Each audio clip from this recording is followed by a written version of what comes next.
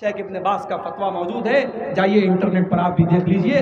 شیخ ابن باز کہتے ہیں اگر بیوی نمازی ہے اور شوہر بے نمازی ہے تو نکاح ختم کر دیا جائے گا، نکاح ختم کر دیا جائے گا، اور اس مسلمان عورت کو اس بے نمازی کے ساتھ نہیں رکھا جائے گا، کیونکہ نماز نہ پڑھنے والا کافر ہے، نماز کو جان بوجھ کر کے چھوڑنے والا کافر ہے۔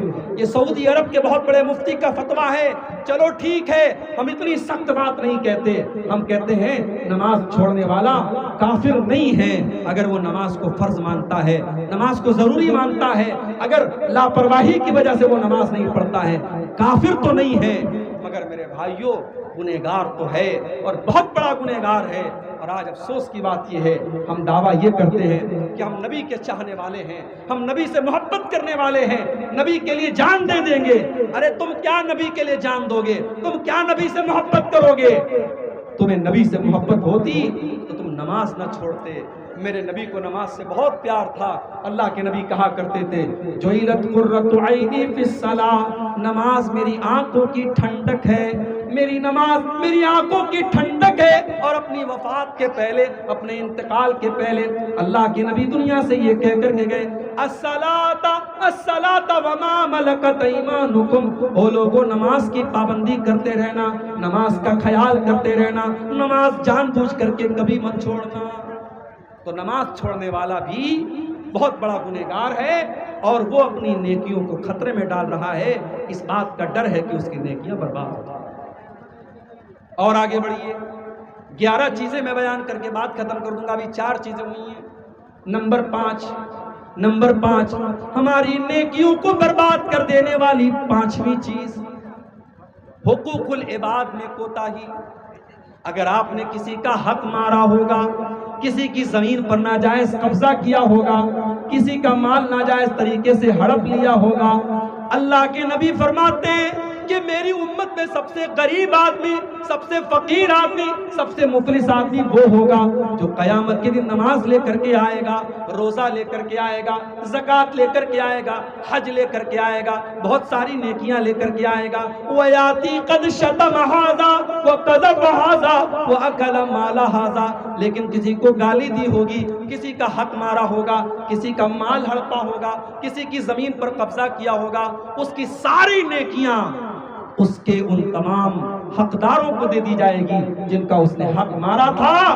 اور جب اس کی نیکیاں ختم ہو جائیں گی، اللہ کے نبی فرماتے ہیں حقداروں کے گناہ اس کے اوپر لاد دیے جائیں گے، اور جو دنیا سے نیکی لے کر کے گیا تھا اس کے اوپر دوسروں کے گناہ لاد دیے جائیں گے اور وہ جہنم کے اندر پھینک دیا جائے گا۔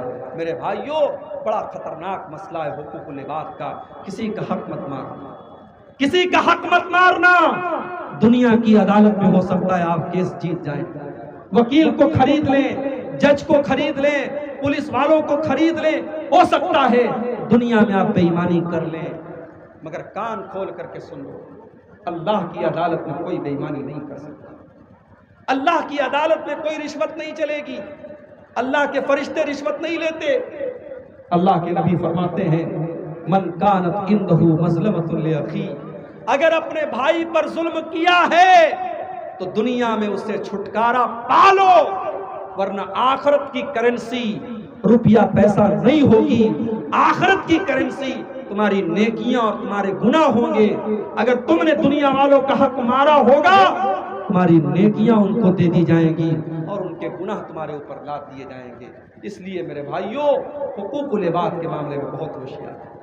آج بھائی بھائی کا حق مار رہا ہے، آج کتنے باپ ہیں اپنی اولاد کا حق مار رہے ہیں، کتنے باپ ہیں اپنی بیٹیوں کو، کتنے بھائی ہیں اپنی بہنوں کو جائیداد میں وراثت میں محروم کر دیتے ہیں، ساری جائیداد بیٹوں کے نام لکھ دیتے ہیں تاکہ بیٹی وارث نہ ہو جائے۔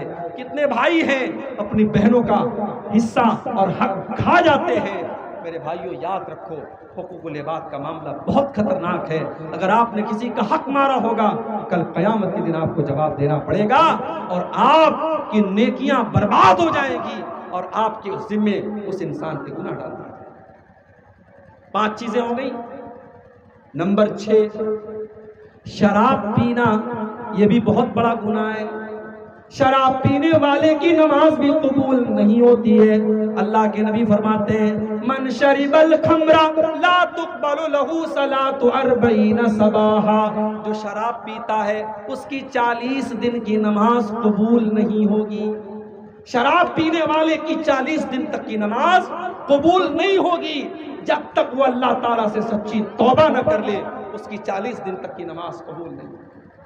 اتنا بڑا گناہ ہے شراب پینا۔ آج مسلمان بڑے شوق سے شراب پی رہا ہے۔ شراب کے اڈوں پہ چلے جاؤ، آپ کو مسلمان زیادہ نظر آ جائیں گے۔ میرے بھائیوں، شراب سے بچو، نشے سے بچو۔ یہ نشہ آپ کی نمازوں کے لیے، آپ کی عبادت کے لیے بہت گھاتک ہے۔ شرابی کی 40 دن تک کی نماز قبول نہیں۔ اور جب انسان شراب پیتا ہے، جب نشے کی حالت میں ہوتا ہے، وہ اپنی ماں کو ماں نہیں سمجھتا، اپنی بہن کو بہن نہیں سمجھتا، وہ اپنی ماں کے ساتھ کیا کر دے، بہن کے ساتھ کیا کر دے، کوئی گارنٹی نہیں ہے۔ اسی لیے حضرت عثمان غنی کہتے ہیں کہ الخمر ام الخبائث، شراب تمام گندگیوں کی جڑ ہے، تمام برائیوں کی ماں ہے، اس لیے شراب سے تو یہ چھٹی چیز ہے کہ ہم شراب سے۔ ساتویں چیز، ہماری نیکیوں کو نشٹ کر دینے والی، ہماری نیکیوں کو برباد کر دینے والی، ہماری نیکیوں کو ختم کر دینے والی ساتویں چیز، بیوی کا شوہر کا حق ادا نہ کرنا۔ شادی ہو گئی، اب بیوی شوہر کا حق ادا نہیں کر رہی ہے، اس کا انجام کیا ہوگا؟ آئیے میں حدیث آپ کو سنا دیتا ہوں۔ اللہ کے نبی فرماتے ہیں ثلاثۃ لا يقبل اللہ صلاتہم، 3 لوگ ایسے ہیں جن کی نماز اللہ تعالیٰ قبول نہیں کرتا ہے۔ ان کی نماز ان کے سر کے اوپر نہیں جاتی ہے، اللہ تعالیٰ کیا ان کی نماز نہیں جاتی ہے، ان کی نماز نیچے ہی رہ جاتی ہے، آسمان پر نہیں جاتی ہے۔ 3 ایسے بد نصیب لوگ ہیں۔ نمبر 1، رجل اما القوم وهم له کارہون، ایک وہ انسان جو نماز پڑھا رہا ہے جبکہ لوگ اس کو امام بنانا نہیں چاہتے، لوگ اس کی امامت کو پسند نہیں کرتے، زبردستی امام بنا ہوا ہے۔ بہت ساری جگہوں پر ایسا ہے، لوگ ناپسند کرتے ہیں اس کی کسی حرکت کی وجہ سے، لیکن وہ زبردستی 5 ٹائم کی نماز پڑھا رہا ہے، زبردستی امام بنا ہوا ہے۔ اللہ کے نبی فرماتے ہیں جو زبردستی لوگوں کا امام بن جائے، قیامت کے دن اس کی نماز اللہ کے قبول نہیں۔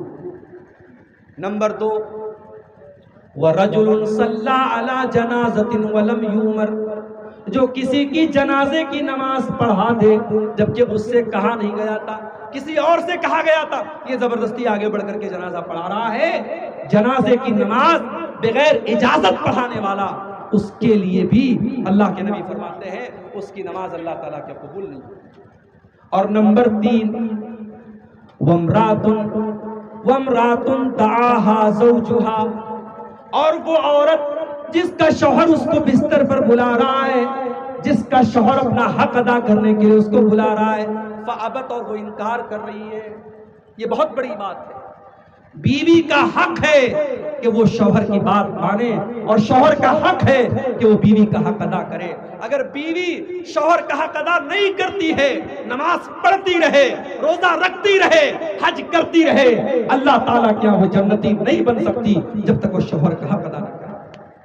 اسی لیے جب ایک عورت اللہ کے نبی کے پاس آتی ہے، اللہ کے نبی پوچھتے ازاد زوج انتی، کیا تم شادی شدہ ہو؟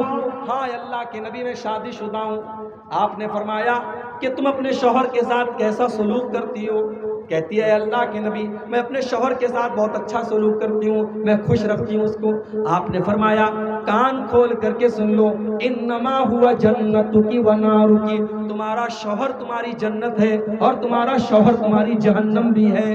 تم اسے خوش رکھو گی، اس کی خدمت کرو گی، اس کی اطاعت کرو گی تو جنت میں جاؤ گی، اور شوہر کا حق ادا نہیں کرو گی، شوہر کو ناراض کرو گی، شوہر کی فرما برداری نہیں کرو گی تو وہی شوہر تمہارے لیے جہنم بن جائے گا۔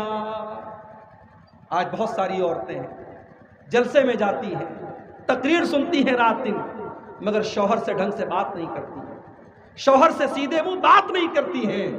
میری